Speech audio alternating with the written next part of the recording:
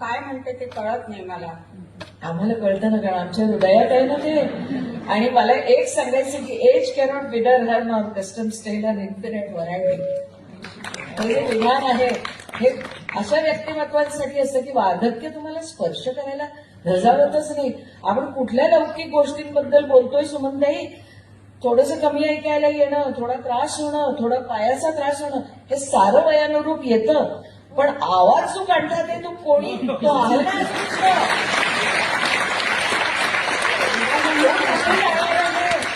आणि तो जपलाय. स्वार्थ असतोच हो. मी उभी का आहे तर मी बसले तर त्यांना वाटेल मी मुलाखत घेते म्हणून एवढी.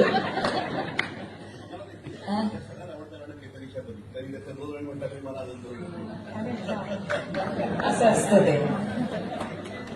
छान गाऊन झालं तरी.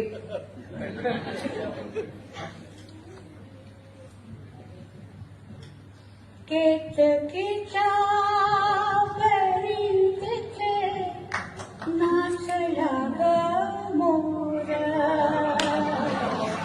केतकीच्या परितीचे नाचला ग मोर. गहिवरला मेघनभी सोडला बधीर. केतकीच्या बनीतीचे नाचला ग मोर.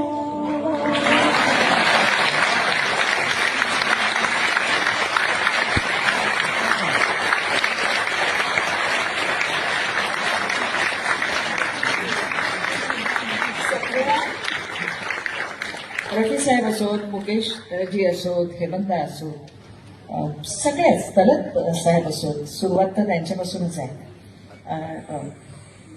सुमनताईंनी आपल्या सगळ्या गाण्याच्या प्रवासातला प्रत्येक क्षण अत्यंत आनंदानं अनुभवलेला आहे.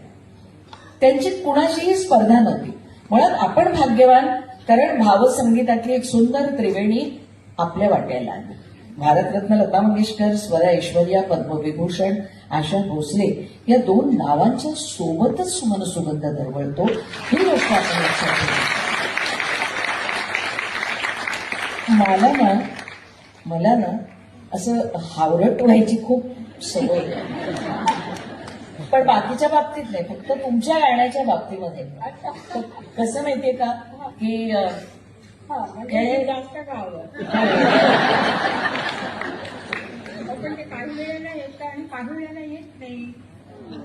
आता एकदमच माहित नाही. हल्ली जरा कमी ऐकवायला लागलं, जरा थोडस गाणं कमी, रियाज कमी होतो. मग आता तुमच्यासारखे सगळ्यांसमोर आल्यानंतर मला मग गावंच लागतं. ते ठहरिये होश में आलू नावाचं एक तरल गाणं आपल्या मनामध्ये आहे. आता जरा हावरट होऊन बघूया काय मिळतंय का हातामध्ये.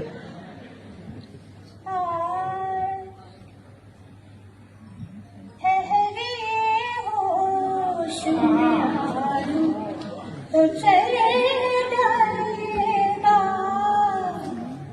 ठहरिए होश में आलू तो चले जाएगा.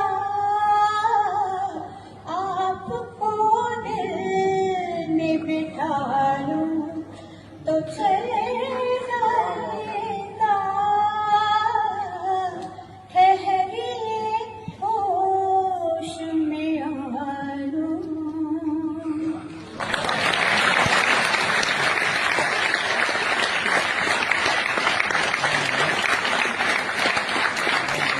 करोना आला नसता तर असं वाटते, परंतु इतकं बरं झालं असतं. शब्द शब्द जपून ठेवासारखं गाणं पूर्णपणे त्या व्यासपीठावर गात होत्या त्या काळामध्ये. पण तुम्ही एवढं देताय ना, तेच खूप आहे सुमनताई.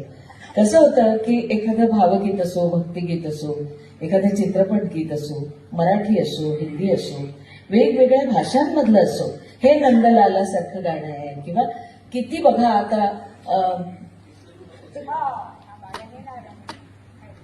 मला कळतंय त्या गाण्याकडे जरा नंतर यायचं होतं मला, त्या आत्ताच आल्या.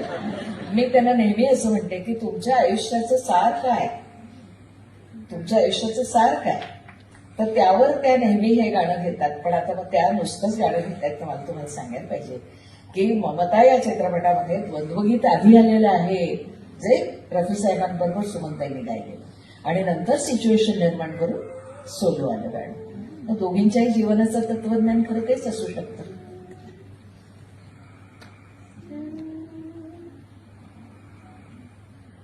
रहे न रहे हम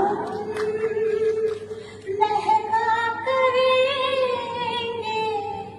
बनके कड़े बनके सबा बागे जहां में, रहे न रहे हम महका करेंगे, बनके बनके सबा बागे जहां में, रहे न रहे हम.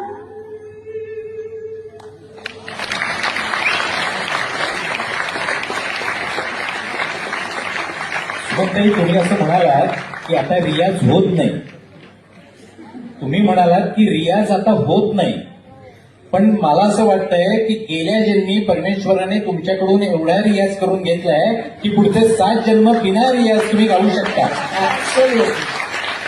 आणि आत्म्याचा रियाज असतो, एक मनाचा रियाज असतो, तो त्यांचा सतत चालू असतो.